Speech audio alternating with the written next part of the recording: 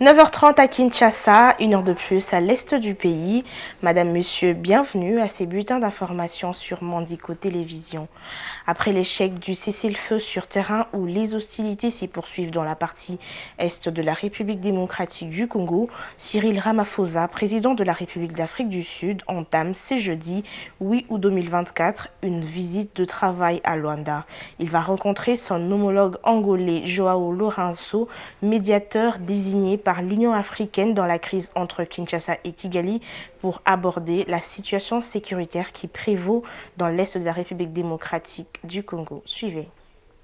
Cyril Ramaphosa, président de la République d'Afrique du Sud, entame ce jeudi 8 août 2024 une visite de travail à Luanda, en Angola. Il va rencontrer son homologue angolais Joao Lourenço, médiateur désigné par l'Union africaine dans la crise entre Kigali et Kinshasa pour aborder la situation sécuritaire qui prévaut dans l'est de la République démocratique du Congo. Le président Ramaphosa et le président Lourenço partageront également leur point de vue sur les questions d'intérêt mutuel régional, notamment la situation en RDC et sur les efforts régionaux et continentaux visant à résoudre le conflit qui afflige le continent, annonce la présidence sud-africaine. L'Afrique du Sud est contributeur des troupes de la SADC déployées dans l'Est congolais pour faire face aux rebelles du M23. Bien avant cette rencontre, le ministre des Affaires étrangères de la RDC, Thérèse Kayikwamba Wagner, et Olivier Nduhungirehe du Rwanda se sont retrouvés la semaine dernière à Luanda autour du médiateur angolais Joao Lourenço pour les discussions de paix. Un cessez-le-feu a été décrété sur les terrains entre l'armée congolaise et le M23. Le cessez-le-feu est entré en vigueur ce dimanche 4 août 2024 à minuit et sera supervisé par le mécanisme de vérification ad hoc renforcé par les experts du renseignement des trois pays et d'autres entités et la résultante de la relance du processus de Luanda que Kinshasa considère comme un mécanisme privilégié pour un retour à une paix durable. Toujours dans le chapitre de la sécurité, les commissaires divisionnaires adjoints à ville de Kinshasa, Blaise Kilimbalimba, a annoncé ce jeudi 8 août que le palais du peuple sera dorénavant hautement sécurisé, mais aussi lors de l'élection du bureau définitif du Sénat prévue le samedi 10 août. C'était à l'occasion de la présentation de près de 221 présumés auteurs de troubles au siège du Parlement congolais. Suivez son propos. Le commissariat provincial profite de cette occasion pour demander aux Kinoises et Kinois de ne pas, si vous n'êtes pas invité, de ne pas vous transporter ou vous amener à l'hémicycle du Palais du Peuple. Cet hémicycle est sécurisé et demain, elle sera encore hautement sécurisée. Ne peut y arriver que la personne qui a une invitation ou la personne qui va aller voter ou le personnel administratif de l'hémicycle. Vous n'êtes pas concerné. Empêchez-vous de vous y rendre parce que vous pouvez croire que vous n'êtes pas identifié, mais désormais nous opérons avec des caméras de surveillance. Vous arrivez là-bas, on vous visualise.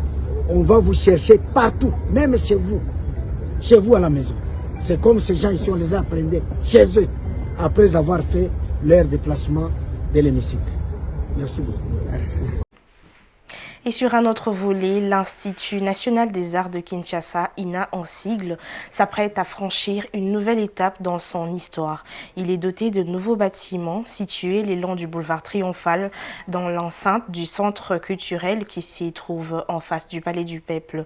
Ces bâtiments sont construits grâce à la coopération sino-congolaise. Les travaux de construction de ce campus, qui ont duré 5 ans, ont été réalisés par l'entreprise chinoise BUCG.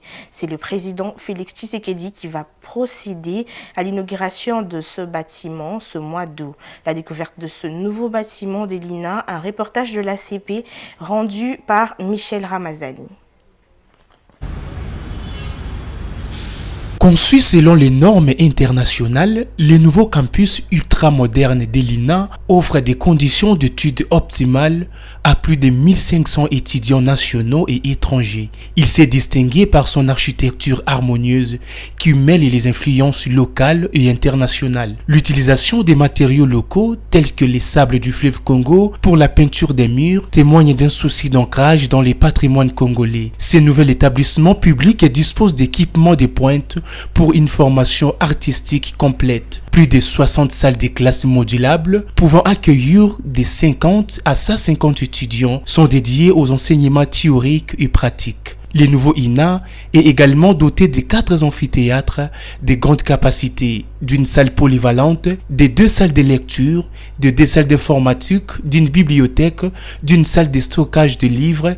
On y trouve aussi une zone réservée aux enseignants. Un gymnase avec des terrains de basketball et des terrains de volleyball qui offrent aux étudiants un environnement propice à l'exercice physique. Les designs intérieurs marqués par l'artisanat local, notamment les gravures sur cuivre, confèrent au bâtiment une identité unique.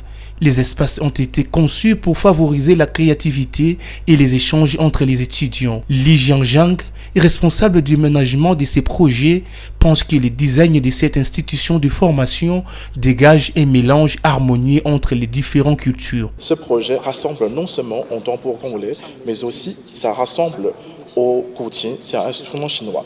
Donc je crois que c'est une métaphore parfaite qui montre l'harmonie entre les deux cultures.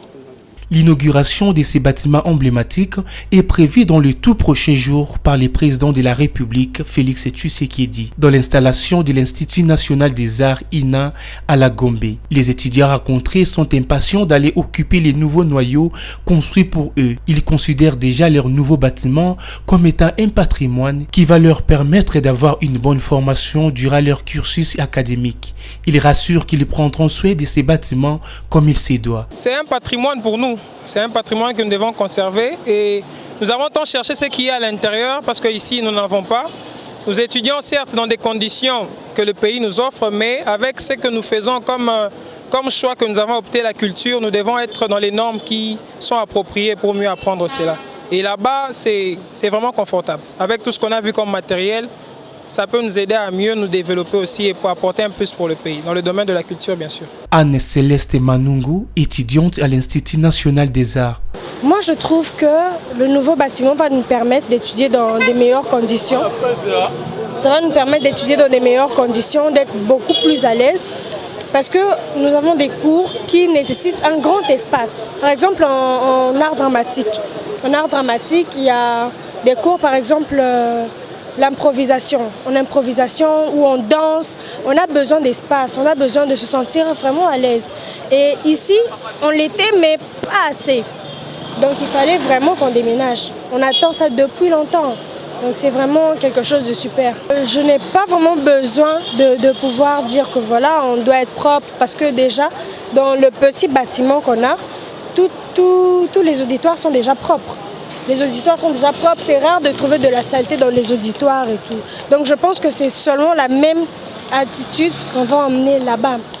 Ces nouveaux campus présentent un investissement majeur pour l'avenir de la culture congolaise. Il permettrait à l'Institut national des arts de former des jeunes à développer leurs talents et rayonner à l'échelle internationale. Il reste au gouvernement et aux gestionnaires de l'INA d'anticiper pour un entretien permanent de ces bijoux construits pour mettre en valeur les valeurs culturelles et artistiques congolaises.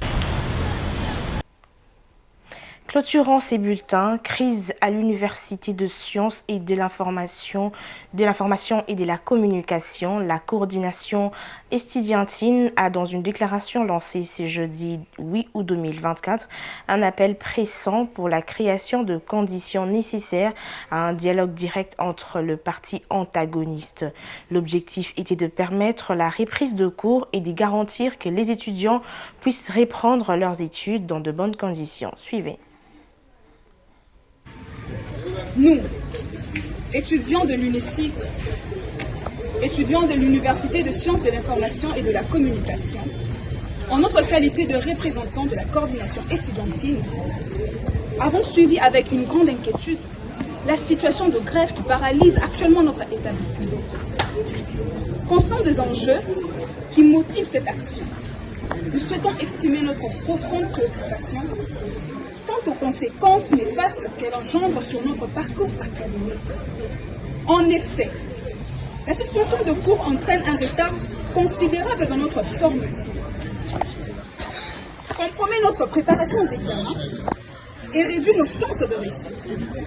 De plus, elle nous prive d'un environnement propice aux échanges. C'est la fin de ces bulletins. Madame, Monsieur, merci de nous avoir suivis. Restez branchés sur Mandico Télévision. Une pensée, un écrit.